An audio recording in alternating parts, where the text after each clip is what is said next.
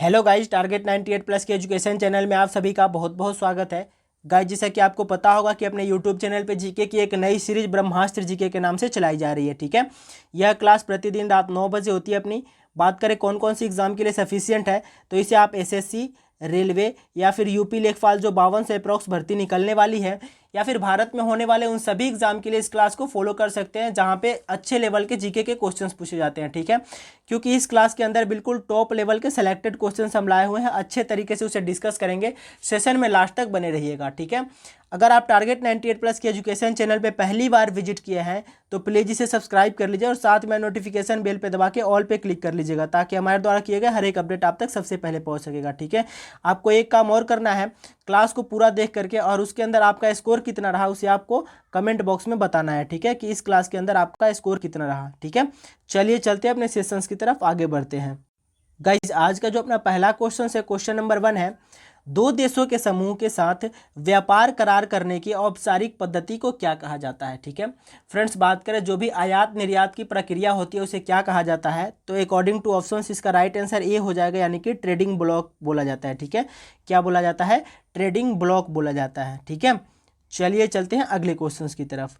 अगला क्वेश्चन से अपना क्वेश्चन नंबर 2 है, जिस संविधान सभा द्वारा भारत के संविधान का अधिनियम किया गया था उसके सदस्य कौन थे। ठीक है फ्रेंड्स, बात करें इसके राइट आंसर की, तो इसका राइट आंसर बी हो जाएगा, यानी कि विभिन्न प्रांतों के विधानसभाओं द्वारा निर्वाचित सदस्य थे। ठीक है, और आपको एक बात और बताऊं कि टोटल जो सदस्य थे उनकी संख्या कितनी थी, तो टोटल सदस्यों की संख्या थी 389। ठीक है, टोटल सदस्यों की संख्या 389 थी। इसमें से 292 यानी कि 292 सदस्य ब्रिटिश विधानसभा द्वारा निर्वाचित हुए थे, मतलब वहाँ से आए थे, और 4 चीफ कमिश्नर थे, और 93 जो सदस्य थे वो देसी रियासत से चुने गए थे। ठीक है, कितने?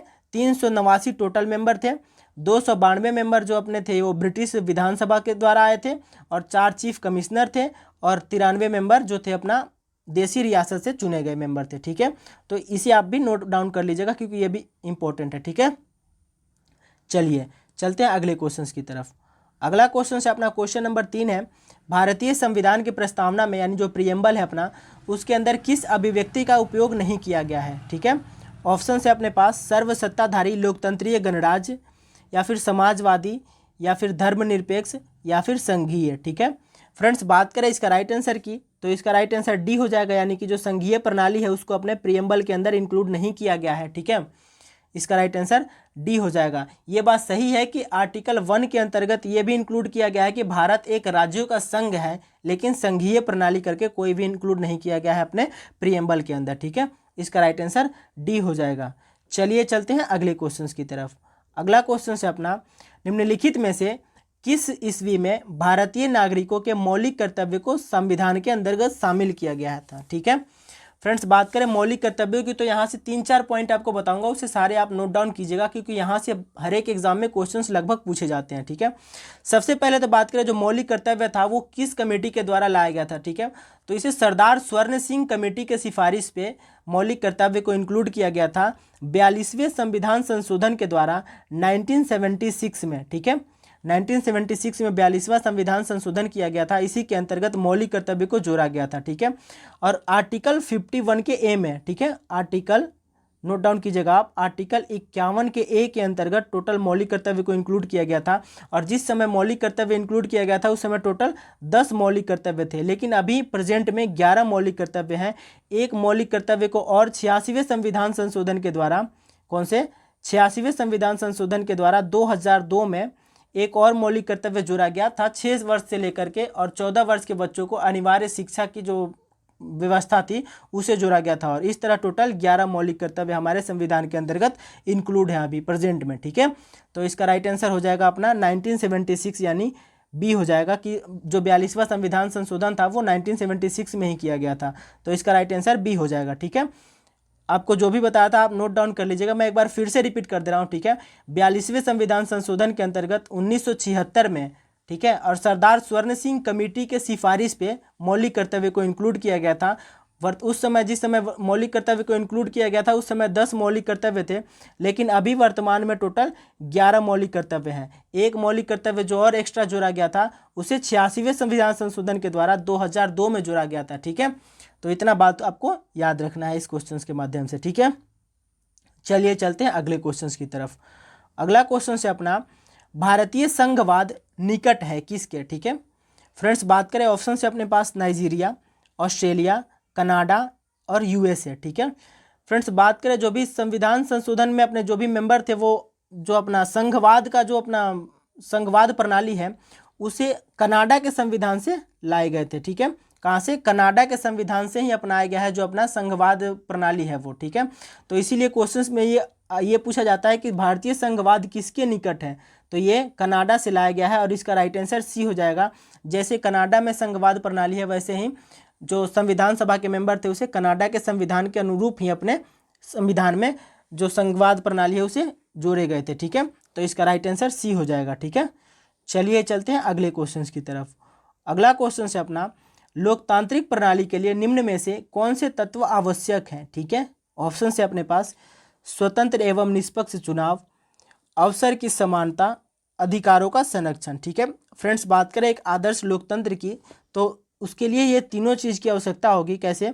लोकतंत्र तभी कहा जाएगा जब स्वतंत्र एवं निष्पक्ष चुनाव हो, ठीक है। मतलब स्वतंत्र तरीके से निष्पक्ष चुनाव हो, किसी के पक्ष में नहीं हो, ठीक है। सबको समान अवसर मिले और जो उनके अधिकार है उनका भी संरक्षण हो, ठीक है। तो इसका राइट आंसर डी हो जाएगा, यानी कि उक्त सभी इसका राइट आंसर हो जाएगा, ठीक है। क्या होगा? उक्त सभी इसका राइट आंसर हो जाएगा। चलिए चलते हैं अगले क्वेश्चन की तरफ।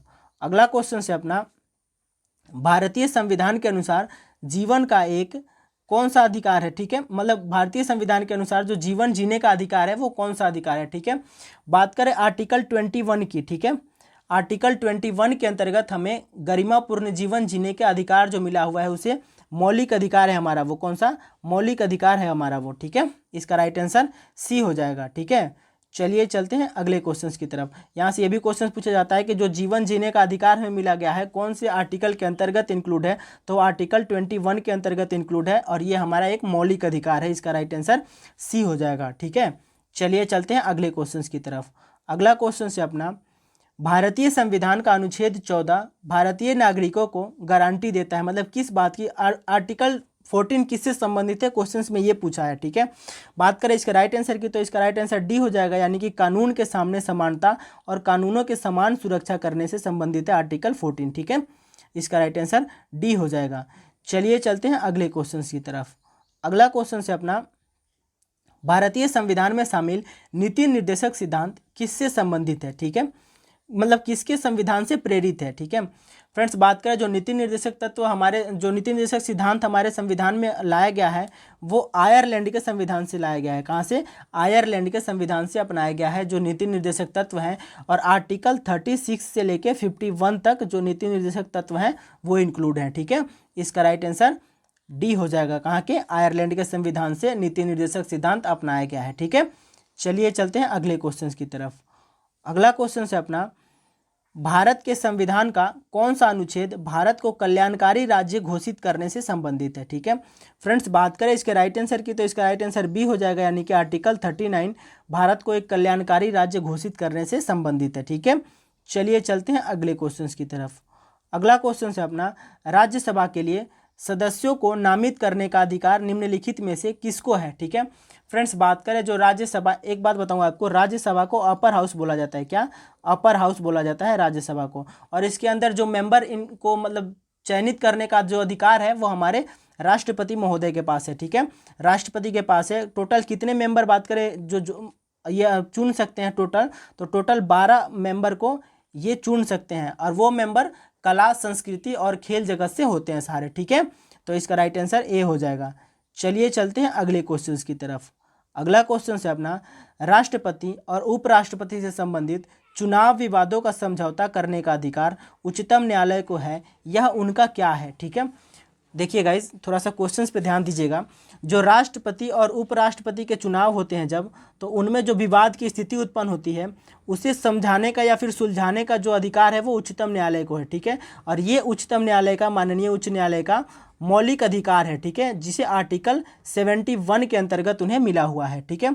जो उच्चतम न्यायालय का मौलिक अधिकार है वो उसे आर्टिकल 71 के अंदर उसे मिला हुआ है।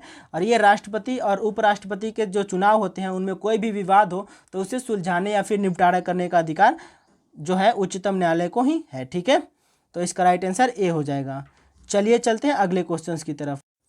गाइस अगला क्वेश्चन है अपना, भारतीय संघ के राष्ट्रपति के पास वही संवैधानिक अधिकार है जो किसके पास है। ठीक है, मतलब इनमें से किसके पास जो अधिकार है वो हमारे राष्ट्रपति के पास है। ऑप्शंस पढ़िएगा, ऑप्शन से अपने पास ब्रिटिश राजा रानी के पास जो अधिकार है वो हमारे राष्ट्रपति के पास है, या फिर यूएसए के राष्ट्रपति के पास जैसा अधिकार है वैसा हमारे राष्ट्रपति के पास है, या फिर पाकिस्तान के राष्ट्रपति के पास जैसा अधिकार है वैसा हमारे राष्ट्रपति के पास है, या फिर जो फ्रांस के राष्ट्रपति के पास अधिकार है वैसा हमारे राष्ट्रपति के पास अधिकार है। ठीक है फ्रेंड्स, बात करें इसके राइट आंसर की तो इसका राइट आंसर ए हो जाएगा, यानी कि ब्रिटिश राजा रानी के पास जो अधिकार मिला हुआ है वही अधिकार हमारे राष्ट्रपति के पास है। ठीक है, हमारे संविधान में जो पार्लियामेंट्री सिस्टम इंक्लूड किया गया है वो ब्रिटिश संविधान के आधार पर ही लागू किया गया है। कैसे?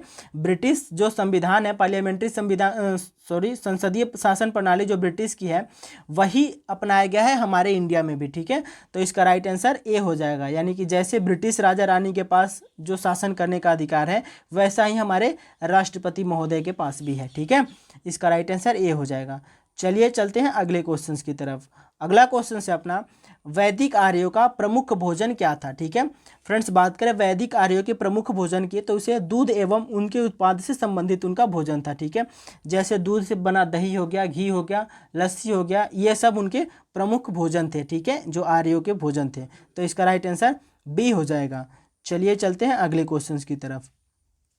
अगला क्वेश्चन है अपना, गौतम बुद्ध का जन्म स्थान कहाँ, मतलब गौतम बुद्ध का जन्म स्थान कौन सा है। ठीक है, ऑप्शन से अपने पास कुशीनगर, सारनाथ और बोध गया। ठीक है गाइस, यहाँ पे बहुत कन्फ्यूजन होती है हमें इन तीन चीज़ों में। कई बार तो हम बोध गया लगा के आ जाते हैं, कई बार सारनाथ लगा के आ जाते हैं, क्योंकि कन्फ्यूजन थोड़ा सा यहाँ पे क्रिएट हो जाता है। ठीक है, बात करें इसके राइट आंसर की तो इसका राइट आंसर डी हो जाएगा, यानी कि कहाँ पे गौतम बुद्ध का जन्म लुम्बिनी में हुआ था और 563 ईसा पूर्व हुआ था। कब? 563 ईसा पूर्व हुआ था गौतम बुद्ध का जन्म, और लुम्बिनी में हुआ था। ठीक है, चलिए चलते हैं अगले क्वेश्चन की तरफ। अगला क्वेश्चन है अपना, चंद्रगुप्त मौर्य ने अंतिम दिन कहाँ पे गुजारे थे। ठीक है फ्रेंड्स, बात करें चंद्रगुप्त मौर्य की तो इन्होंने अपने जो अंतिम सांस लिए थे वो श्रवण बेलगोला में लिए थे। जो अपना अंतिम दिन बिताए थे वो श्रवण बेलगोला, इसका राइट आंसर हो जाएगा डी, यानी कि इसका राइट आंसर होगा। चलिए चलते हैं अगले क्वेश्चन की तरफ। अगला क्वेश्चन है अपना, कुषाण वंश के प्रसिद्ध राजा कौन है। ठीक है फ्रेंड्स, बात करें कुषाण वंश के प्रसिद्ध राजा की तो कनिष्क को कुषाण के प्रसिद्ध राजा के रूप में जाना जाता है। इसका राइट आंसर ए हो जाएगा, यानी कि कनिष्क। ठीक है, चलिए चलते हैं अगले क्वेश्चन की तरफ। अगला क्वेश्चन है अपना, गुप्त काल के चांदी के सिक्कों को क्या कहते हैं। ठीक है फ्रेंड्स, बात करें गुप्त काल में जो चांदी के सिक्के चलाए गए थे उसे रुपये कहा जाता था। क्या कहा जाता था? रुपये कहा जाता था। ठीक है, वहीं सोने के सिक्के को क्या कहा जाता था, ये भी क्वेश्चंस पूछे जाते हैं। तो सोने के सिक्के को दिनार कहा जाता था और चांदी के सिक्के को रुपया कहा जाता है। ठीक है, ये भी इंपॉर्टेंट है, यहाँ से थोड़ा सा नोट डाउन आप कर लीजिएगा कि जो गुप्त काल के दौरान जो सोने के सिक्के थे उसे दिनार कहा जाता था। ठीक है, और जो चांदी के सिक्के थे उसे रुपया कहा जाता था। ठीक है, तो इसका राइट आंसर क्वेश्चंस के अकॉर्डिंग इसका राइट आंसर बी हो जाएगा। ठीक है, चलिए चलते हैं अगले क्वेश्चंस की तरफ। अगला क्वेश्चन है अपना, खजुराहो का मंदिर कहाँ पे, मतलब खजुराहो का मंदिर का निर्माण किसने किया था। ठीक है फ्रेंड्स, बात करें खजुराहो मंदिर निर्माण की तो इसे चंदेल वंश के द्वारा किया गया था। ठीक है, किसके द्वारा? चंदेल शासकों के द्वारा खजुराहो मंदिर का निर्माण किया गया था। और ये बात करें उपस्थित कहाँ पे है अभी, तो मध्य प्रदेश के छतरपुर जिले में स्थित है। कहाँ पे? छतरपुर जिले में मध्य प्रदेश के स्थित है ये। ठीक है, चलिए चलते हैं अगले क्वेश्चंस की तरफ। इसे भी याद रखिएगा क्योंकि यहाँ से क्वेश्चन पूछे जाते हैं ऐसे कि खजुराहो का मंदिर कहाँ पे स्थित है, तो मध्य प्रदेश के छतरपुर जिले में स्थित है। ठीक है, चलिए चलते हैं अगले क्वेश्चंस की तरफ।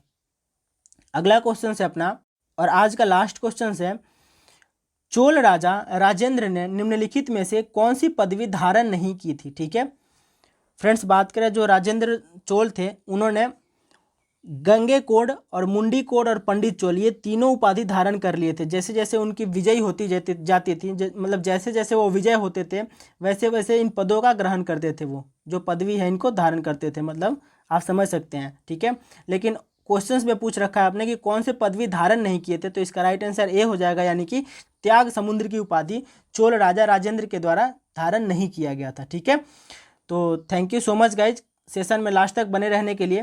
क्वेश्चंस कैसा लगा कमेंट बॉक्स में ज़रूर बताइएगा। आज का सेशन में आपने कितने अटैम्प्ट किए और आपका स्कोर कितना रहा और क्वेश्चंस का लेवल कैसा था, ठीक है। अगर क्लास अच्छा लगा हो तो प्लीज़ इसे शेयर जरूर कीजिएगा। क्या करना है, शेयर जरूर कीजिएगा, ठीक है। और अगर आप टारगेट 98+ के एजुकेशन चैनल पे पहली बार आए हैं, बिना सब्सक्राइब किए देख रहे हैं, तो इसे सब्सक्राइब कर लीजिए, ठीक है।